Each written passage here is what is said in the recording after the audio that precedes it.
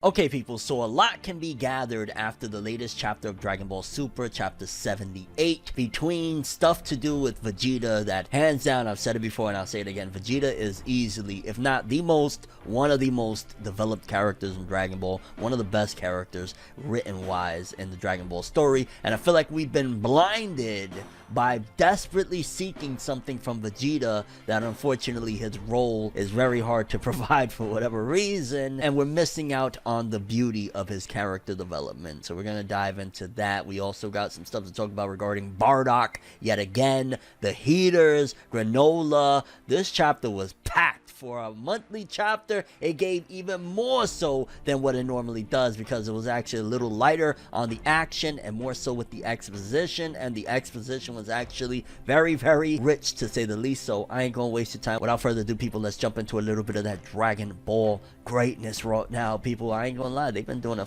fantastic job as of late. Let's talk. No matter how you feel, get it done. No matter how you feel, get it done. No matter how you move, get it done. No matter how you move, get it done.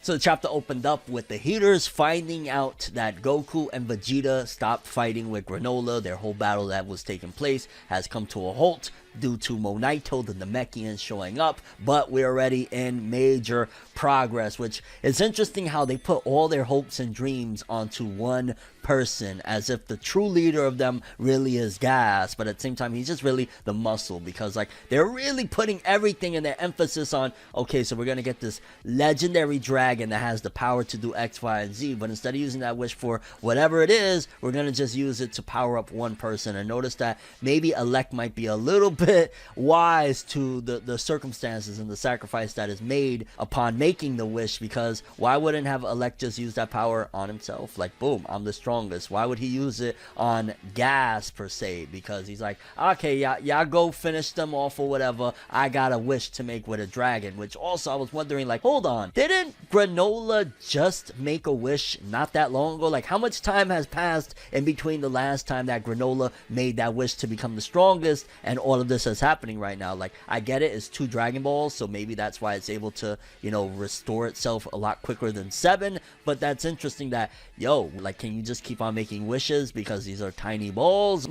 Because it's a limited amount of balls, or what's up with that? And also you can see that it does feel like manipulation to a certain degree, because Elect tells Gas, like, don't worry, I'm gonna make sure that your wish come true, and Gas is like, nah, I'm straight the way I am right now, like, I don't need nothing else, like, nah, we good. And he tries to manipulate it to say that, nah, you know, in order for our dreams and our goals to come true, we need to do this. So it's Elect that is pushing this onto Gas, and Gas doesn't want this. Honestly, it looks like Gas is just a misguided warrior that actually really loves battle, probably. Like a lot of, like what happened with him and Bardock, I think that kind of stained him to a certain degree and kind of motivated him even more so to get stronger. I think he would prefer to actually just continue to get strength the normal way. I don't think Gas wants any of this, and I think, again, a lot of it has to do with Elect, and I wouldn't be surprised if Gas goes Broly on him. And, well, no, Broly didn't kill Paragus, it was Frieza.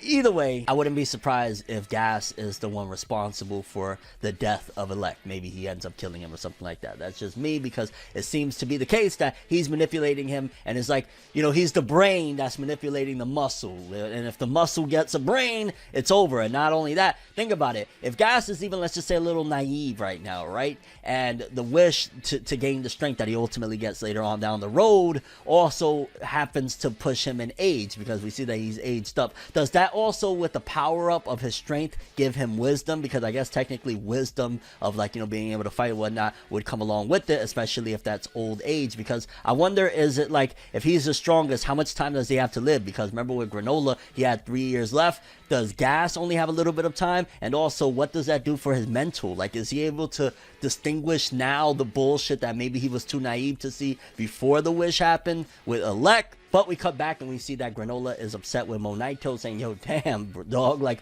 they are responsible for killing my mom and all sorts of stuff, and you allowed me to work under them? Like, that's kind of messed up, bro. Like, I looked up to you. I don't know. But then again, at the same time, Granolah, didn't you just like disrespect everything and disregard everything he told you and went off on your own anyway? So like kind of eye for an eye. You already got your revenge on him. Nah, I'm just playing. More than likely, Monaito is gonna die here and now anyway. I'm calling that. And at the end of the day, Monaito did the right thing because it was the only way that they could survive. We find out later in the chapter. We'll talk about it when it gets there. That ultimately, yeah, they could have killed him and wiped them out if he didn't allow them. So he had to do what needed to be done. And also keeping it a secret from somebody like Granolah that, you know, he even had an idea of who was responsible for what happened to his mother and him. He went nuts. Look what he has been trying to do to the Saiyans and Frieza all these years. He would have done the same thing to the Heaters and probably got him and Monaito killed. And here's something very strange that I noticed, because we got a lot of Bardock in the last couple chapters, right? We saw everything that happened between him and the Heaters in the past and all that jazz. But when Vegeta asks Monaito, he's like, yo, so did Bardock win? Like, you know, I gotta know, like, fam, like, did he take the L? What happened here, yo? I know, I bet he took the L, right?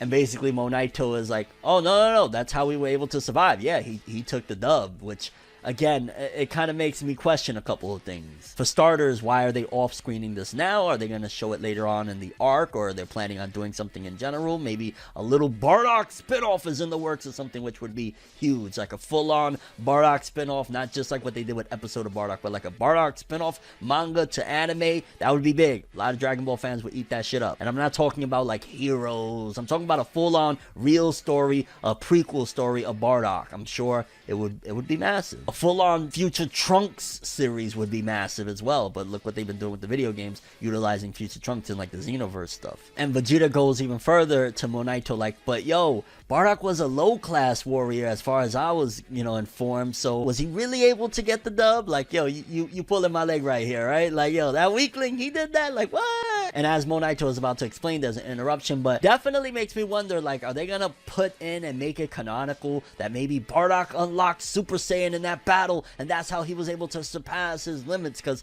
again, maybe my math is off, I'm going off dub knowledge and all sorts of, you know, foggy memory of this point, but if I'm not mistaken, I want to say King Vegeta was said to have, back in those days, like a power level of like 10,000, and Bardock was slowly catching up to the elites and whatnot, but I don't even think Bardock had a power level of like 10,000, so that would have meant that at the very least back then, Gas was really, really weak, or either that, or, you know, Bardock went Super Saiyan, or something else happened, the third party came and got involved or something, because otherwise, how the hell would Bardock have been able to keep up with somebody like that, and let alone for Gas to have been strong enough for them to have their hopes and dreams on him becoming something credible to be able to throw hands with these people. Like, even if he made, you know, the wish or whatever, like, he must have been really weak, and like, he must have like 10 minutes to fucking live based on this wish if he was that weak that Bardock, a low class that was less than a power level of 10,000, was able to take him out. So something there needs to be explained, and maybe that's why they off-screened it, because the math would be a little wonky. Because the sky got dark, clearly the dragon was summoned to make that wish again, and yeah, again, I'm just wondering, what the heck, how long has it been? Did Granolah just do this, like,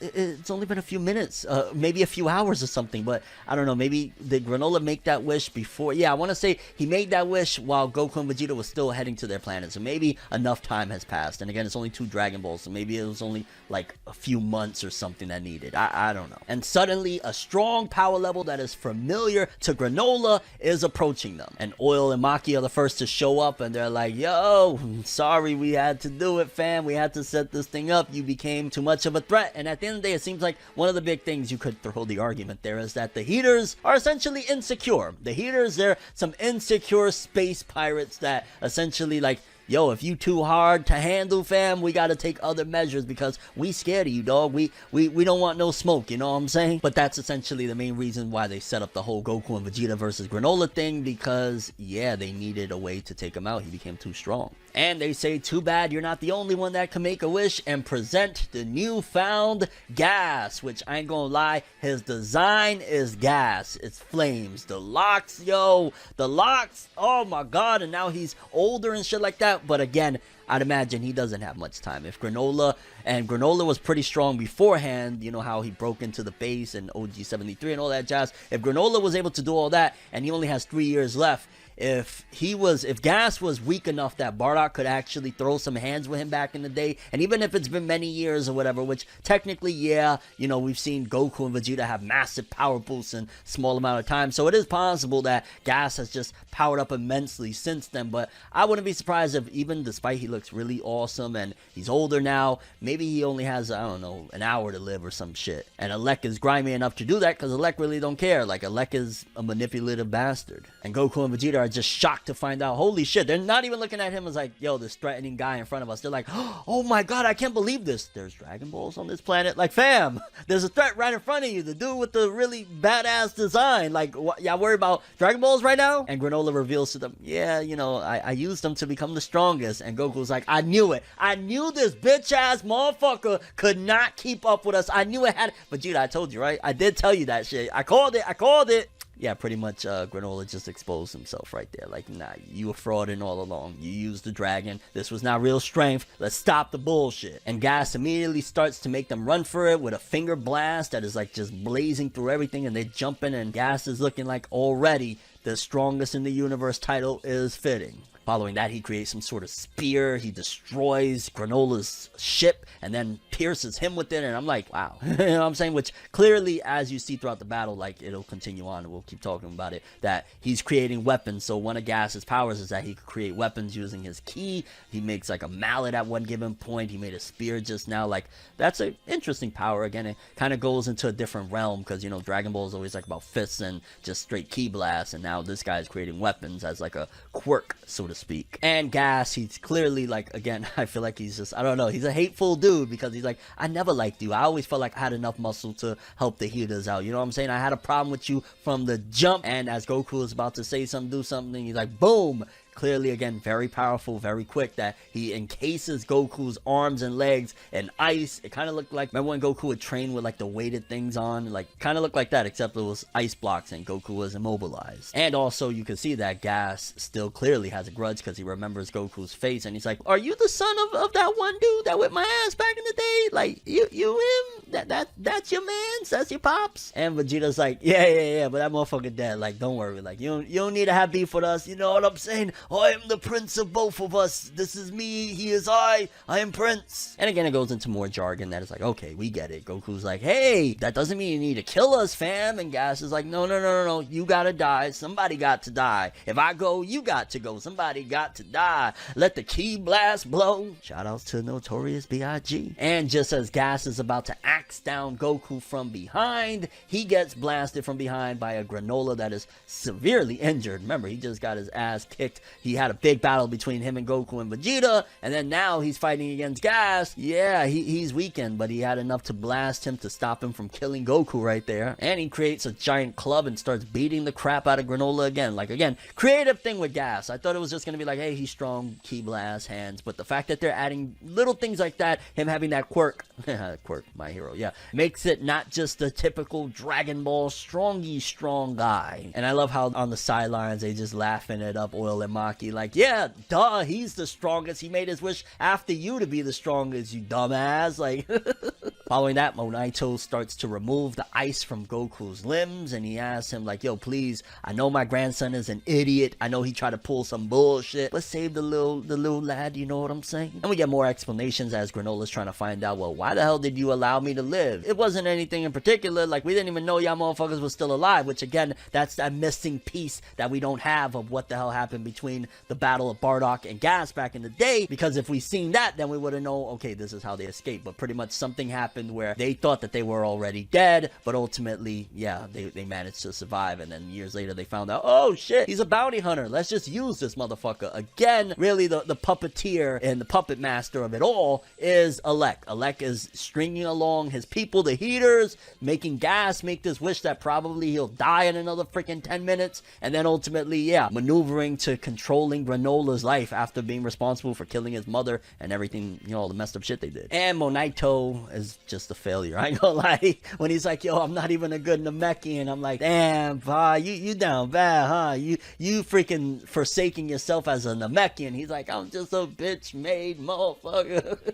because he can't, or he fails to completely heal Goku, and Goku's like, man, get this motherfucker, weak ass motherfucker off of me. Yo, Vegeta, you got that bean? And of course Vegeta had the sensu bean in his armor that he had tossed, so he got to go look for it in order to heal them up. And I believe, yeah, Goku used the first one the first time around when Granolah was whipping his ass. So he's like, hey Vegeta, well you could use it, go ahead, and you could turn into, which the disrespect, and I feel like that was payback for when Vegeta was disrespecting Goku's pops, like, yo, he was low class trash, how was he able to go up against Gas? Does that mean that Gas was weak? And he's like, yeah, yo, after you use the bean you could go into freaky face mode and do your thing. Alright, that was totally payback. Okay, that was petty. Goku got a little petty in him, hey. And as Goku's trying to distract Gas now creates a giant blade, which again, I like it. I love the difference. Just like when Granolah was using martial arts and stuff, it just makes it a break away from throwing fists. Like Dragon Ball has been infamous for